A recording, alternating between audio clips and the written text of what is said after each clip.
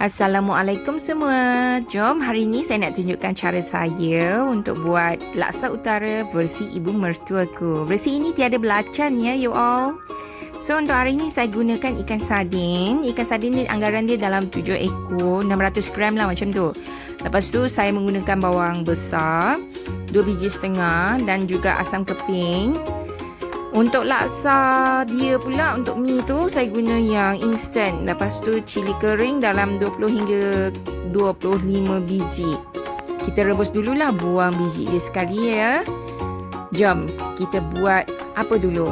Mula-mula kita rebus dulu ikan sardin kita bersama dengan 3 ke 4 keping asam keping lah yang kamu ada. Lepas tu masukkan air secukupnya. So air rebusan ni nanti kita akan guna ya, jangan buang. Renjis-renjis macam tu. Barulah masakan ini macam masakan air tangan ibu. Begitu. Lepas tu semasa proses kita merebus tu, kita buat pula lah benda lain. Potonglah bawang halus-halus macam ni. Sebab kita nak blender bawang kita ni bersama dengan cili kering kita ya, yang dah rebus tu tadi. Macam ni.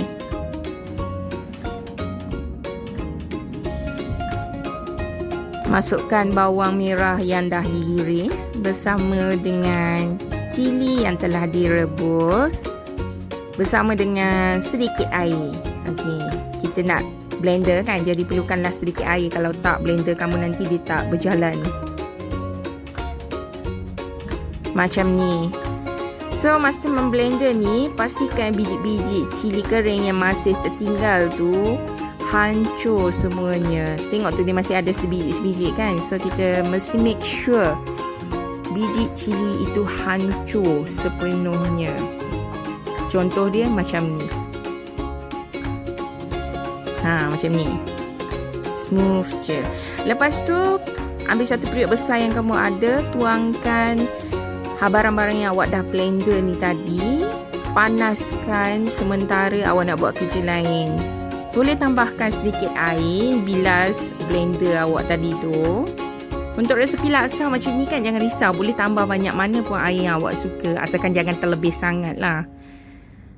Sebab makin lama awak renih, kuah laksa ni semakin sedap. Nah, dah siap dah kita punya ikan. So inilah masanya yang selalunya saya malas sangat nak buat. Perisikan ikan tu. Sebab apa? Tulang ikan ni pandai gigit ataupun dia pandai cucuk. Macam tu. So kita ada anak kecil ni, make sure lah tulang-tulang yang besar-besar, kasar-kasar tu kita asingkan. Sebab nanti kita nak blender juga tulang tu. Asingkan isi daripada tulang ikan.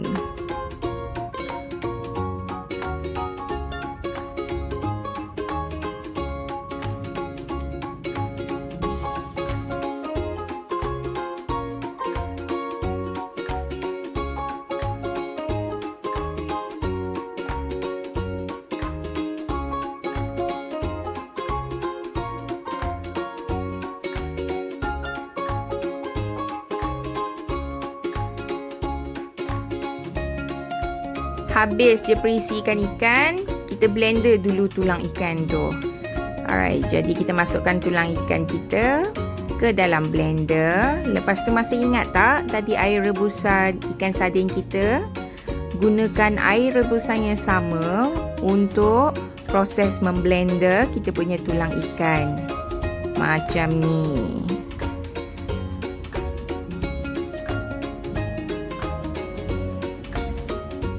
Make sure tutup ya blender tu, sebab masa blender tulang ikan ni dia akan melompat-lompat sikit. Tengok tu. Macam tu.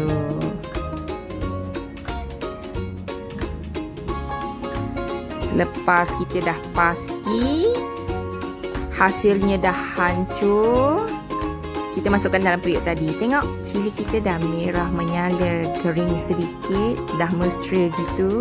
Cantiknya. Kita pun tuang lah dalam periuk tu. Tapi make sure guna penapis ya. Sebab ada tulang dia yang still kasar-kasar yang tak hancur tu. Macam ni.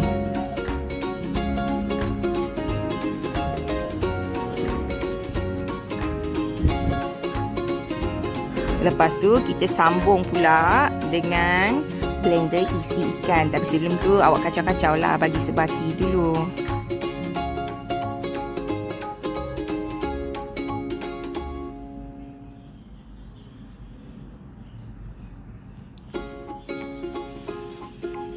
Masukkan isi ikan ke dalam blender yang sama dan menggunakan air rebusan ikan tadi untuk kita blender isi ikan ni. Kalau boleh banyak sikit lah air, kalau tak dia macam tersekat juga. Isi ikan ni dia padat.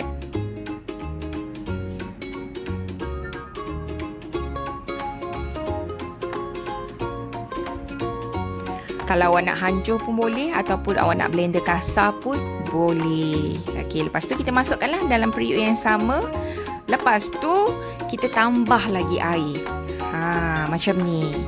Membadailah dengan jumlah ikan awak tadi. Awak tengok agak-agak je, tak apa. Nanti awak boleh tambah kemudian. Kalau nak kuah awak tu lebih cair daripada inilah.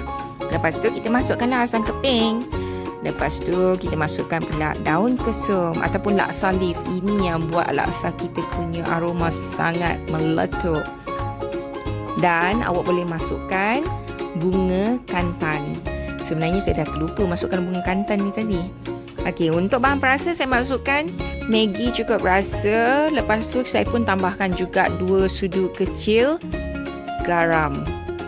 Untuk perasakan. Tak apa, jangan masukkan banyak dulu sebab nanti awak kena rasa-rasakan lah. Ini bukan kantan kita, muncul pun dia.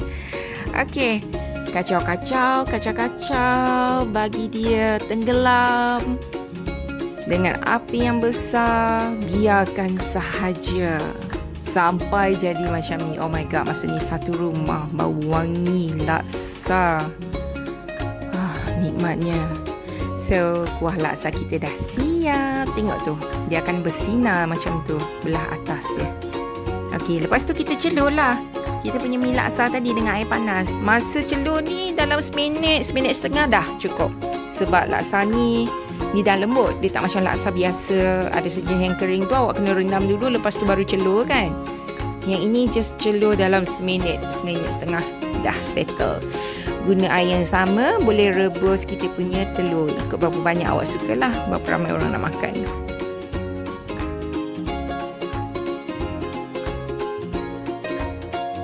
Untuk bahan garnishing yang lain, kamu boleh masukkan timun yang dah dihiris, bawang yang telah dihiris, cili potong, limau sedikit. Lepas tu telur lah. Selamat mencuba.